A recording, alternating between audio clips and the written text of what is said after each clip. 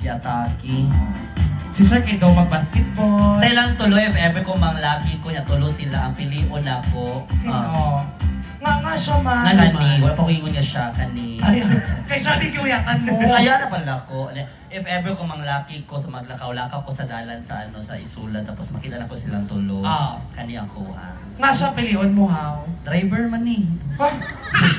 Dili na driver. Gasto ko ano pamasahe. Ganahan ko, ano ka marag barato-barato lang. Para to.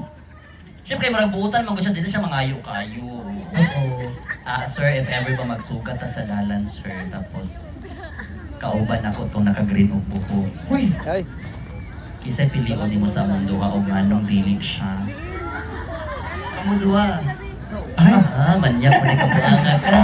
kaya threesome di ay ni. Nag-ipo na kami sa imo ganit, duha pag pilion ni mo. Hmm. Ako makabukto no, marag luya gid man daw sa imo ha. Nana kay uyab ka. Asawa. Ano yung asawa? Ano asawa? Ay na diri sa sulod. Ay mo din. Wala. Pangalan ni mo, sir. Anthony. Anthony. Basta Ilonggo no, Anthony. Anthony.